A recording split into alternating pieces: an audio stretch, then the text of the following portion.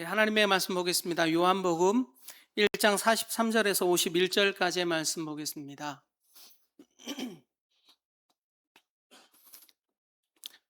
요한복음 1장 43절에서 51절까지의 말씀입니다. 네, 찾으셨을까요? 네, 함께 봉독하도록 하겠습니다. 이튿날 예수께서 갈릴리로 나가려 하시다가 빌립을 만나 이르시되 나를 따르라 하시니 빌립은 안드레와 베드로와 한 동네 벳세다 사람이라. 빌립이 나다나엘을 찾아 이르되 모세가 율법에 기록하였고 여러 선지자가 기록한 그 일을 우리가 만났으니 요셉의 아들 나사렛 예수니라. 나다나엘이 이르되 나사렛에서 무슨 선한 것이 날 수 있느냐? 빌립이 이르되 와서 보라 하니라. 예수께서 나다나엘이 자기에게 오는 것을 보시고 그를 가리켜 이르시되 보라, 이는 참으로 이스라엘 사람이라. 그 속에 간사한 것이 없도다. 나다나엘이 이르되 어떻게 나를 아시나이까? 예수께서 대답하여 이르시되 빌립이 너를 부르기 전에 내가 무화과 나무 아래에 있을 때 보았노라. 나다나엘이 대답하여 랍비여, 당신은 하나님의 아들이시요 당신은 이스라엘의 임금이로소이다. 예수께서 대답하여 이르시되 내가 너를 무화과 나무 안에서 보았다고 함으로 믿느냐? 이보다 더 큰 일을 보리라. 또 이르시되 진실로 진실로 너에게 이르노니 하늘이 열리고 하나님의 사자들이 인자 위에 오르락내리락 하는 것을 보리라 하시니라. 아멘. 네, 봉독한 말씀을 가지고 예수를 만난 나다나엘, 이와 같은 제목으로 말씀의 은혜를 나누도록 하겠습니다. 오늘 본문에는요, 나다나엘이 예수님을 만나는 이야기입니다.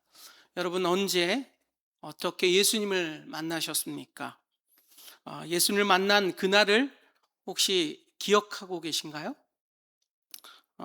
저는 그날을 하나님과 인격적으로 만난 그날을 저는 조금 생생하게 기억하는 편입니다. 일단은 제가 성령을 중학교 2학년 때 이제 기도원에서 수련회 때 받았는데요. 그 이후로 여러 가지 이제 체험이 있었지만 제가 하나님과 인격적인 만남은 고3 때로 주로 기억을 합니다. 고3 이제 가을이 됐습니다. 수능 시험이 이제 앞두고 이제 찬바람이 불기 시작했어요. 그때가 되니까 이제 고3 아이들이 다들 공부에 집중하느라 이제 주로 떠드는 게 없어졌어요. 남자 학교였기 때문에 뭐 고3이어도 여전히 떠들고 여전히 신나서 놀고 막 장난치고 그랬었는데 가을 되니까 분위기가 싹 변해가지고 아무도 말을 하지 않아요. 근데 이제 저희 집안은 또 이제 누나가 유학을 중국에 가고 형이 이제 군대를 갔어요. 그리고 아버지 어머니는 이제 새벽에 장사를 나가시죠. 그러면 제가 아버지 어머니를 보는 시간이 거의 없어요. 주중에는 거의 못 봅니다.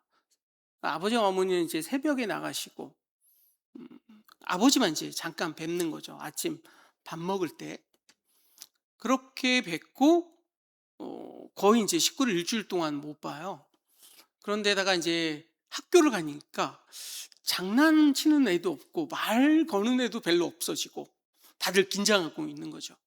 고3인데다가 이제 수능이 바로 코앞으로 이제 닥쳐오니까 그러다 보니까 이게 제가 뭔가 한켠에 허전한 마음이 있었는지 야간 자율학습 끝나고 한 10시쯤에 이제 도착을 해서 뭔가 사람 소리가 듣고 싶다 이런 마음이 강하게 왔어요. 그래가지고 라디오를 틀었습니다. 예전에 듣던 별이 빛나는 밤에 요거를 보기 위해서 채널을 돌리는데 도대체 주파수가 기억하는 게 없어요. 아무거나 막 무작정 돌리는 거죠. 돌리다가 한 곳에 멈췄어요. 거기에 찬양이 나오더라고요.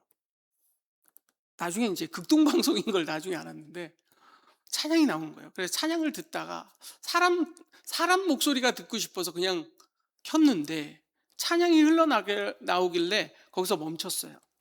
그러고 이렇게 침대에서 누워서 이제 그 찬양 소리를 듣고 있었죠. 찬양이 끝나더라고요. 찬양이 끝난 다음에 갑자기 설교 시간으로 이어지더라고요. 그 목사님이 누구였냐면 이동원 목사님의 설교가 그때 나왔어요. 처음으로 제가 타 교회의 어떤 목사님의 설교를 저렇게 내가 집중해서 들은 적이 별로 없었던 것 같거든요. 근데 그때 유독이 이동훈 목사님의 설교가 또렷하게 잘 들려오고, 그리고 목사님이 유머가 있으시더라고요. 그래가지고 어 재밌는데, 그래서 들었어요. 그냥 나는 그냥 사람 소리가 듣고 싶었으니까 그냥 들었죠, 설교를. 그러고 난 다음에 일주일이 됐어요. 이런저런 시간이 가다가 다시 그 마음이 든 거예요. 라디오를 틀어서 사람 소리가 듣고 싶다. 다시 틀었어요. 근데 그 채널에 맞춰놨잖아요. 그리고 껐었잖아요. 그, 그 채널에 맞춰놨으니까 또 찬양이 나오는 거예요.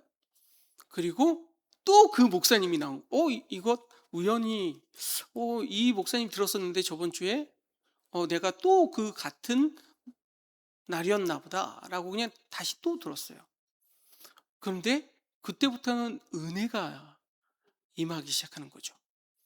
그리고 우연하게 또 라디오를 켠 날이 또 목요일이었던 것 같아요. 똑같은 목사님이 3번 연속해서 들었어요. 아직까지 어떤 말씀을 하셨는지 기억이 나요. 로마서의 말씀을 하셨는데 그곳이 기억이 나더라고요. 그런 다음에 제가 무릎을 꿇었어요. 네, 무릎을 꿇고 기도했습니다. 기도를 한참 했어요. 한참 했는데 5분 지났더라고요.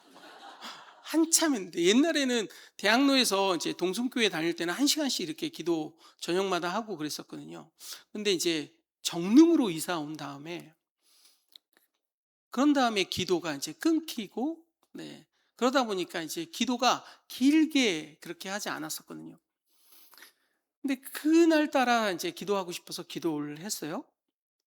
그 다음에 저는 어떻게 하기 시작했냐면, 그 다음 날부터 늘, 제 방에 오면 책가방을 내려놓고 침대 옆에 무릎을 꿇고 기도하기 시작했어요. 처음에는 5분 하다가 점점 길어지더라고요. 15분, 뭐 20분, 30분 점점 길어졌어요.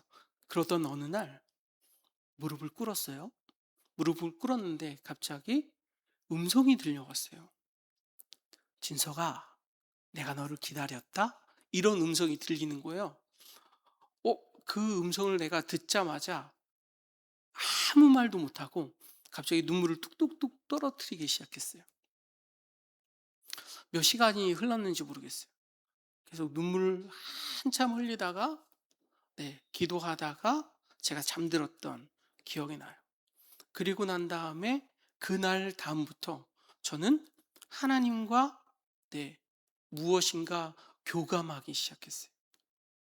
하나님이 내게 말씀하시고 내가 하나님의 음성을 듣고, 또한 저도 기도할 때 하나님 앞에 무엇인가 질문도 하고 기도도 하고. 예전에는 일방적으로 제가 기도했었거든요. 그 다음부터는 무엇인가 하나님과 인격적인 교제가 나누어지기 시작하더라고요. 그런 제가 하나님과의 만남이 있습니다. 오늘 보면 나다나엘이 예수님과 만나는 장면이 나옵니다. 나다나엘은요, 다른 복음서에 보면 바돌로메라고 나옵니다. 이 나다나엘은 빌립이 예수님께 인도해서 예수님을 만나게 됩니다. 이 빌립은 베세다 사람이었거든요. 44절에 보면 베드로와 안드레가 같이 언급되어 있는 것을 보아서 빌립도 어부 출신이었던 것 같습니다. 베세다라는 뜻은요, 어부들의 집이라는 뜻을 가지고 있거든요. 이 빌립은 누가 전도했다라는 말이 없습니다. 그런데 어느 날 예수님께서 이 빌립을 찾아오십니다. 그리고 그 빌립에게 밑도 끝도 없이 말씀이 그렇게 기록되어 있어요. 나를 따르라. 이렇게 쓰여 있습니다. 이때 사용하던 단어가 헬라어로 2인칭 단수 현재 능동태 명령법. 뭐야 이게? 네. 지속적이고 반복적인 명령을 적극적으로 할 때 사용하는 용법이죠. 그러니까 나를 따르라, 이 말이 예수님께서 빌립에게 나를 따라오라 이렇게 말씀하셨어요. 그런데 한 번만 말씀하신 게 아니란 소리예요. 여러 번 빌립에게 찾아가서 나를 따르라 이렇게 설득했다라는 것이죠. 이런 얘기 처음 듣죠? 네. 예수님이 빌립을 몇 번 부르셨다라는 거예요. 마치 삼국지에 유비가 제갈령을 얻기 위해서 삼고초려하죠. 3번 찾아가서 그를 책사로 임명을 하게 됩니다. 맞이하게 됩니다. 그런 다음부터 이 유비의 나라는 탄탄대로를 걷게 되죠. 마치 그와 같이 이 빌립이, 그러니까 예수님이 빌립을 따라오라고 한 번만 말한 것이 아니라 여러 번 가서 이제 설득해서 그를 제자로 맞아들입니다. 그런데 똑같이 빌립이요, 나다나엘을 찾아갑니다. 어떻게 얘기했을까요? 내가 메시아를 만났다. 와 봐라. 이렇게 와봐 라고 얘기할 때 똑같아요. 이것도 와 보라도 2인칭 단수 현재 능동태 명령법 똑같이 사용합니다. 그러니까 빌립이 나다나엘을 찾아가서 야, 예수님을, 내가 만난 예수님을 너도 한번 만나봐. 한 번만 얘기한 게 아니라요, 여러 번 이야기했다라는 것이죠. 내가 예수란 분을 만나본 후에 정말 이분은 달라. 한번 꼭 만나봐. 이렇게 이야기했다라는 것이죠. 여기서 45절에 빌립이 나다나엘을 찾아 이렇게 기록되어 있잖아요. 찾다, 이 단어가 휴리스케이, 이 헬라어를 사용하는데요. 3인칭 단수 현재 능동태 직설법. 무슨 말이냐? 뭔가 적극적이고 의도적으로 사람을 찾아 나서는 행위라는 거예요. 적극적으로 찾아 나섰다라는 것이죠. 그러니까 이 빌립이요, 그러니까 예수님을 만난 다음에 나다나엘을 무작정 찾은 거예요. 내가 예수님을 만나보니까 얘도 예수님 만났으면 좋겠어. 그래서 무작정 찾아 나섭니다. 이 단어가 맨 처음에 쓰여 있어요. 그러니까 이 문장에서 찾아 나섰다. 빌립이 나다나엘을 만나서 빌립이 나다나엘에게 말했다. 와 보라. 이렇게 해석을 해야 된다라는 것이죠. 그러니까 요한은요, 이 요한복음을 쓴 이 저자 요한은 의도적으로 빌립의 마음을 표현해 주고 있는 것입니다. 뭐예요? 내가 만난 예수님, 얘도 꼭 만났으면 좋겠어. 그래서 무작정 찾아 나서는 그런 문장을 우리 가운데 전달해 주고 있다라는 것입니다. 여러분, 예수님 만나셨죠? 여러분이 알고 있는 예수님 누구한테 가장 먼저 전하고 싶으셨어요? 가장 가까운 사람, 가장 친한 사람, 얘가 꼭 예수 믿고 구원 얻었으면 좋겠다는 그 사람, 내가 사랑하는 누군가겠죠. 내가 소중히 생각하는 누군가겠죠. 빌립이 나다나엘을 그렇게 찾았다라는 것입니다. 이거를 요한은 표현해 주고 있습니다. 44절에 보면 빌립은 안드레와 베드로와 한 동네 베세다 사람이라. 이 말씀도 저자인 요한이요, 안드레와 베드로가 빌립에 관하여서 계속 얘기하고 있었다라는 것을 간접적으로 드러내주고 있는 문장입니다. 그러니까 요한은요, 지금 말씀 속에서 읽는 독자, 여러분이 독자잖아요. 요한복음을 읽잖아요. 내가 만난 예수님을 너도 만나봐. 그러니까 요한복음을 쓴 요한이 내가 만난 예수님을 읽는 독자들에게 너도 예수님 만나봐, 이렇게 우리한테 전달하고 싶은 거예요. 그러니까 그렇게 써놨다라는 것이죠. 또한 예수님, 내가 알고 있는 빌립 꼭 만나주세요, 이런 마음으로 썼다라는 거예요. 예수님, 내가 알고 있는 진석이 꼭 만나주세요, 저 불쌍한 인간 만나주세요, 이렇게 하고 있다라는 것입니다. 예수님, 내가 알고 있는 재원이, 아니면 평우, 아니면 이런 사람 만나주세요 라고 하고 있다라는 것입니다. 이런 마음으로 요한이 우리 가운데 메시지를 던져주고 있는 것이죠. 여러분, 예수님을 누구에게 꼭 소개해 주고 싶은 사람, 그 사람이 누구예요? 누구에게 이 사람을 자랑하고 싶습니까? 제가 여의도 순복음교회를 다녔을 때 저는 초등학교 1학년 겨울방학 때부터 여의도 순복음교회를 다녔습니다. 근데 여의도 순복음교회를 옛날 생각해 보면 이런 마음이 강했습니다. 야, 우리 여의도 순복음교회 한번 와봐, 사람 진짜 많다? 이게 자랑이었어요. 왜 사람이 많아? 거기에 무엇인가 끌리는 매력이 있기 때문이 아닐까? 와봐 한번 라든가, 야, 조용기 목사님 너 알아? 와봐, 야, 거기 기적이 일어난다? 아픈 사람이 기도할 때 낫는다? 이렇게 제가 자랑한 기억이 있어요. 네, 여러분 없으세요? 여러분 권사님들 다 있을걸요? 네, 야, 조용기 목사님 기도할 때 기도하고 아멘 해봐, 너 병이 낫는다? 이렇게 자랑했던 그 어렸을 때의 모습, 무엇인가 자랑하고 싶고, 무엇인가 소개하고 싶고, 무엇인가 그에게 전하고 싶은 그 열정, 여러분 있으셔야 한다라는 것이죠. 여러분 순복음 도분교회, 여러분 그와 같은 열정이 여러분 살아나야 합니다. 빌립이 나다나엘에게 예수님이 이렇게 소개합니다. 45절에 내가 모세가 율법에 기록하고 여러 선지자들이 기록한 그를 만났다. 그 사람이 요셉의 아들 나사렛 예수니라, 이렇게 전합니다. 빌립은요, 불타는 확신과 그 마음의 놀라운 감격을 가지고 내가 메시아를 만났어, 이렇게 흥분하면서 전합니다.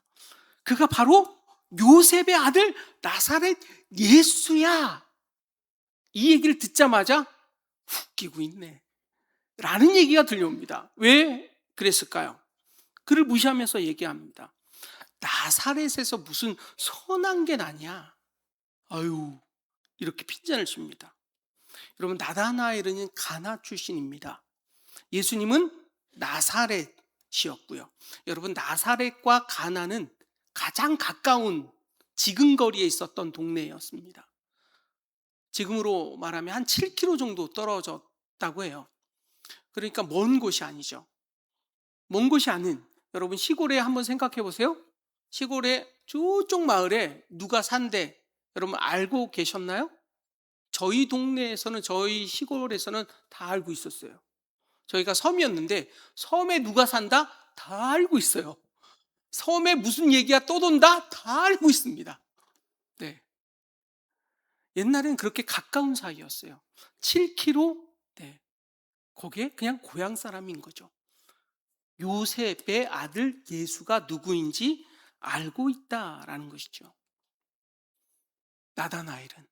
그런데다가 나다나엘은요, 성경의 밝은 사람이었습니다. 구약에서 메시아는요, 나사렛에서 나오지 않습니다. 구약에서 메시아는 어디에서 나와요?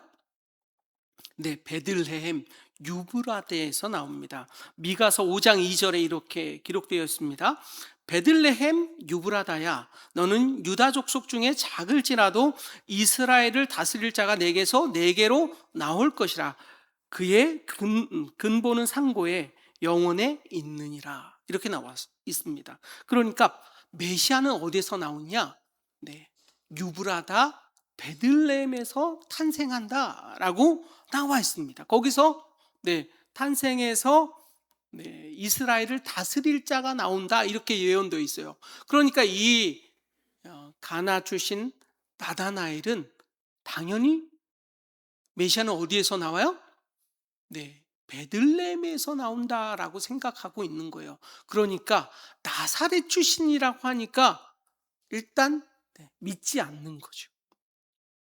이 사람은 성경의 지식을 꽤 많이 알고 있는, 또한 그는요 말씀대로 살려고 노력했던 사람이었습니다. 진실되게 살려고 노력했던 사람이었습니다.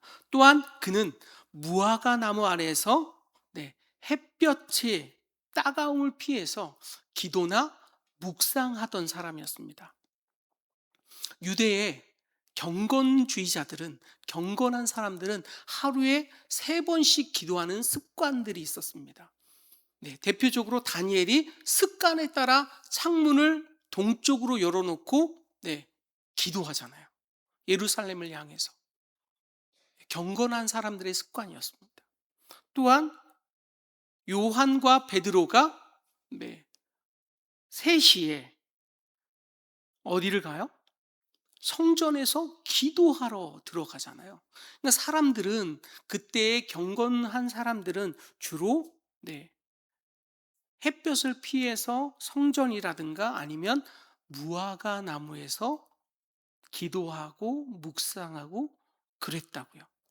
그러니까 이 사람은 꽤 신실한 사람이었습니다. 그런데 어느 날 나다나엘에게 예수님 찾아오십니다.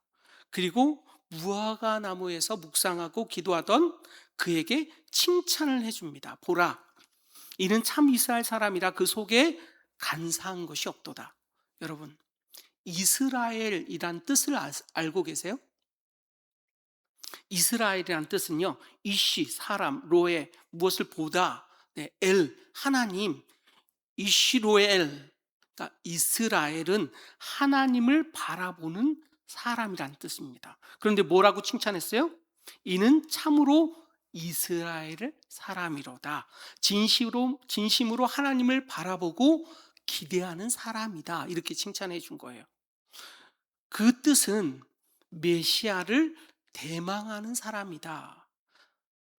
예수가 오실 것을 기대하면서 기도했던 사람이라는 것이죠. 메시아가 오면 하나님의 나라가 임하고, 그리고 그 나라가 이루어질 것을 대망하면서 몇백 년 동안 기도해 왔었거든요. 그 대표적인 사람 중에 하나가 누구였다라는 거예요? 나다나엘이라는 사람이었다라는 것이죠. 그런데 그때 당시에 갈릴리는요, 한참 멸시받던 사람들이었습니다. 그때 주류 사람들은 주로 어디에 모여 살았냐면 유다와 예루살렘 지역에서 모여 살았던 사람들이 주로 주류층이었습니다. 스불론과 납달리 땅, 곧 갈릴리 지역에서 살던 사람은요, 이미 북쪽 아시리아한테 호남 민족이 되었기 때문에 그들은 멸시를 당하고 있었습니다. 또한 이곳에서는 로마의 통치를 받던 어떤 그런 행정구역 중에 하나였거든요. 그러니까 유대인들은 당연히 갈릴리에 사는 그 사람을 멸시했다라는 것이죠. 그런데 예수님이 나타나시자 그를 칭찬합니다. 가나에 갈릴리 출신의 이 나다나엘을 칭찬한 것은 굉장한 칭찬이었습니다. 그러자 나다나엘은 예수님을 만나고 칭찬을 듣는 순간 이렇게 고백합니다. 선생님, 당신은 하나님의 아들이시며 이스라엘의 왕이십니다. 이렇게 고백합니다.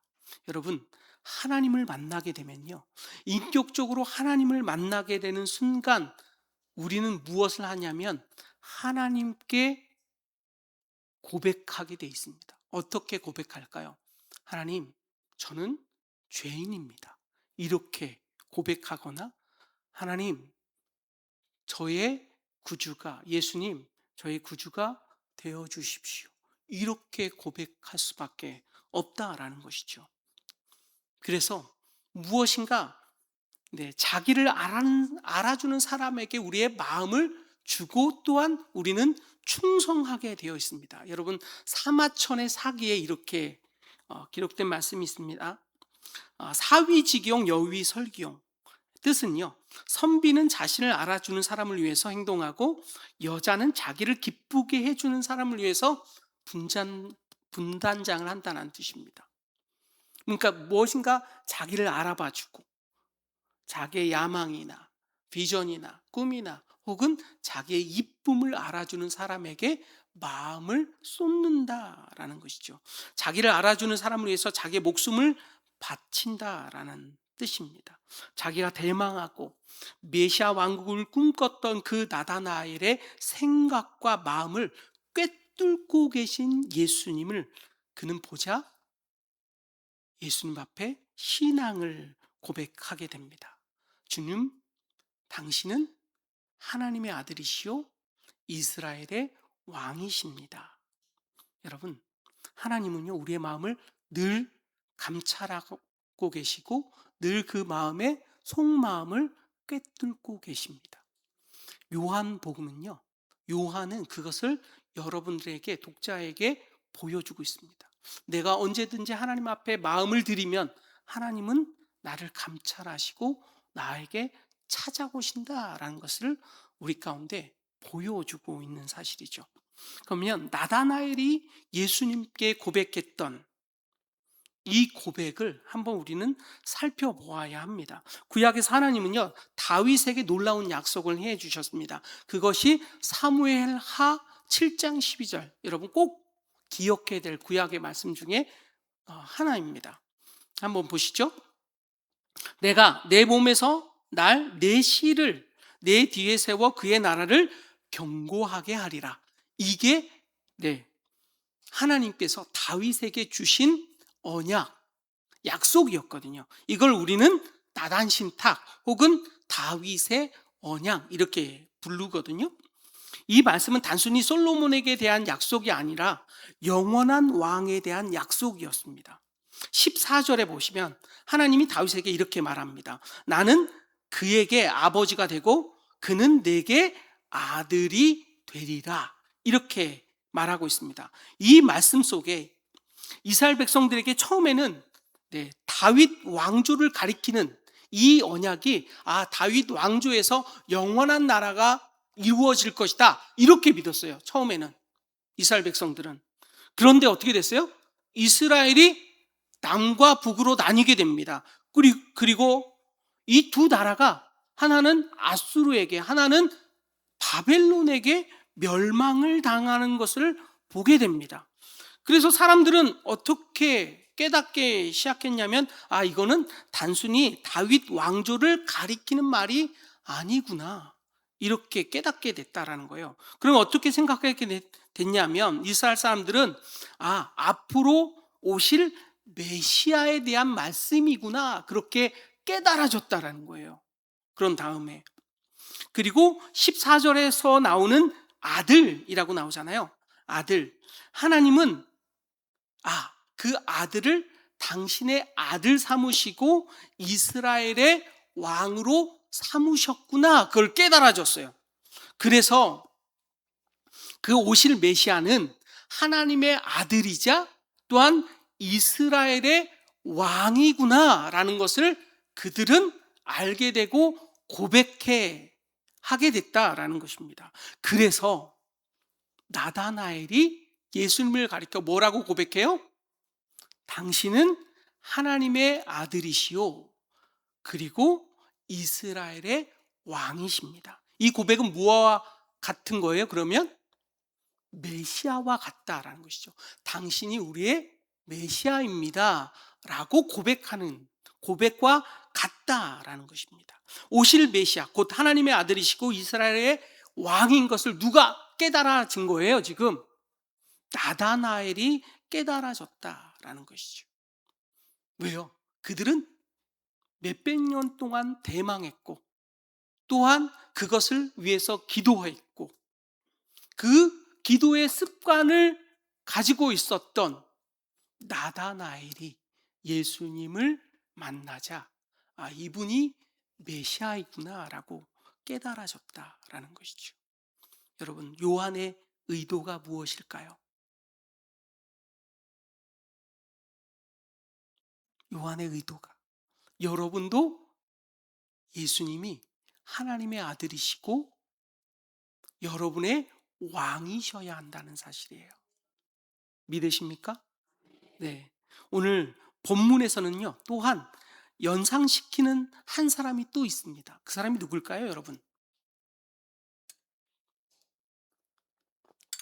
누굴까요? 우리 47절과 51절에 보시면 보라, 이는 참으로 이스라엘 사람이라 그 속에 간사한 것이 없도다. 누가 혹시 나세요? 누가 생각나세요?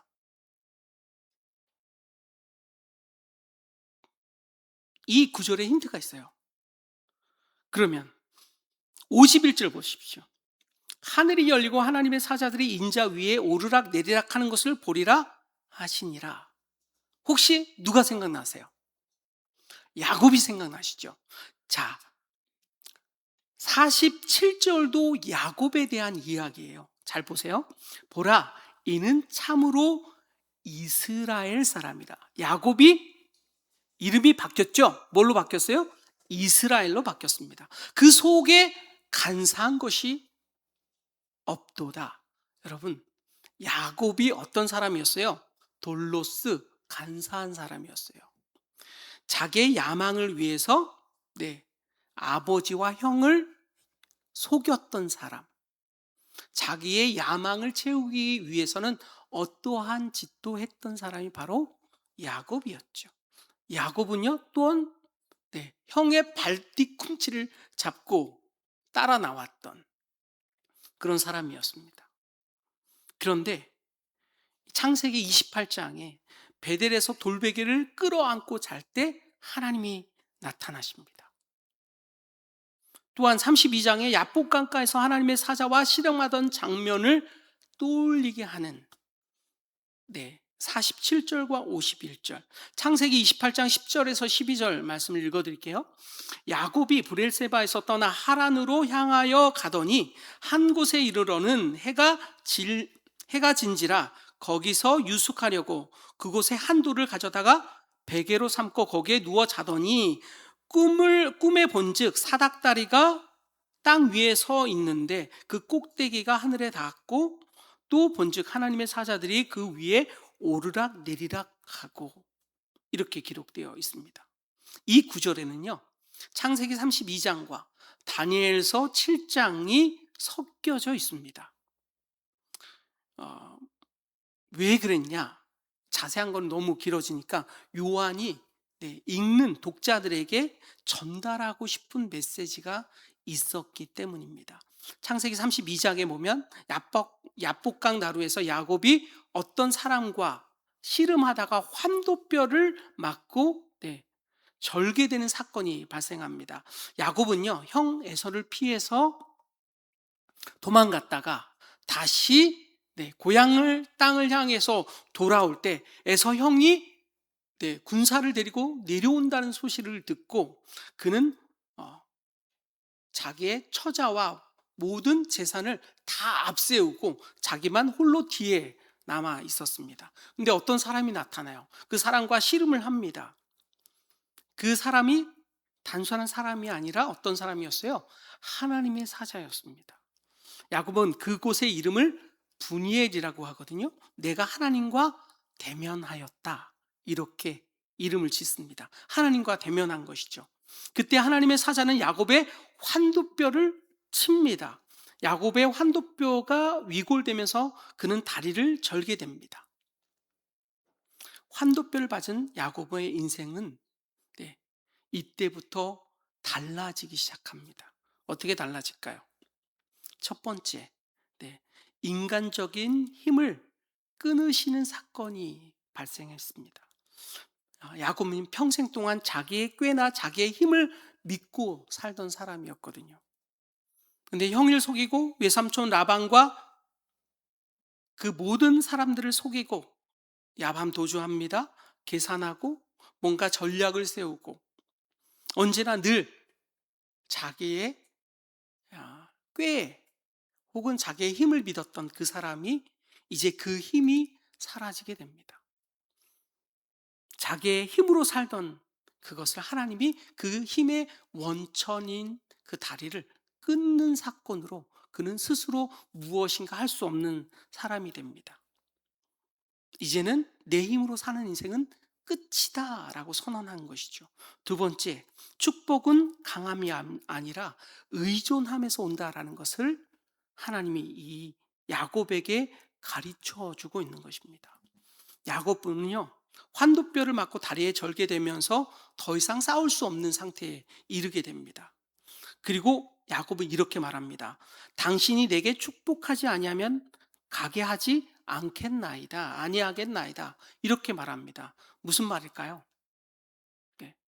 이제는 내가 매달릴 수밖에 없는 존재가 되었습니다. 라는 것이죠. 여러분, 그것이 뭘까요? 신앙입니다. 여러분, 왜 여기 와서 하나님 앞에 예배합니까? 우리의 능력으로 되지 아니하고 우리의 힘으로 되지 아니하는 그것을 우리는 하나님의 힘을 사모하기 때문이죠. 네. 그것 때문에 오셨잖아요. 그걸 사모하지 않는 사람 있나요? 하나님의 구원의 능력을 우리는 사모하기 때문에 이곳에 와서 하나님을 찬양하고 예배합니다. 네. 무엇인가 의존의 축복이 없으면 그 사람은 교만한 사람이죠. 환도뼈를 치는 사건은 저주가 아니라 전환점이 됩니다. 야곱은 그날 이후로요, 다리를 절면서도 축복을 받는 사람이 됩니다. 나사렛에서 무슨 선한 것이 날 수 있겠느냐? 나다나엘이 예수님을 보면서 의심했습니다. 예수님을 만났을 때 자기의 생각과 아집을 내려놓습니다. 마치 야곱이 자기의 생각과 아집을 내려놓듯이 나사렛에서 무슨 선한 것이 날 수 있겠습니까? 라고 고백하던 이 나다나엘이 자기의 고집을 내려놓고 예수님을 인정하고 하나님의 아들과 당신의 왕으로 고백하게 됩니다. 여러분, 예수님을 만나면 여러분의 고집을 내려놓으셔야 합니다. 예수님을 만나면 약속의 말씀을 붙드는 사람이 되어야 합니다.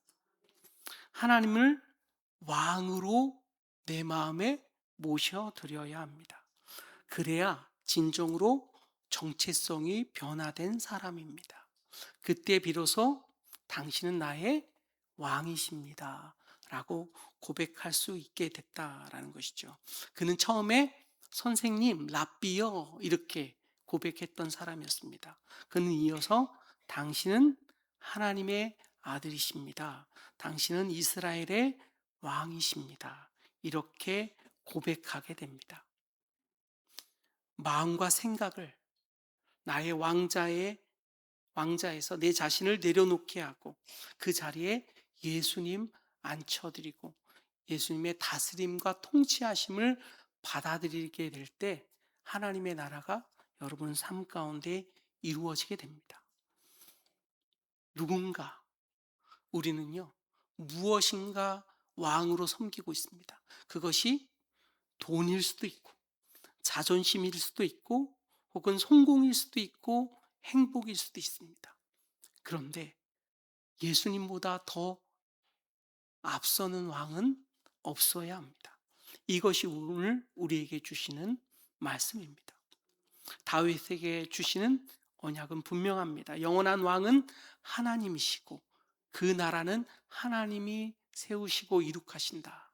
여러분 삶 가운데 하나님의 나라가 이루어져야 합니다.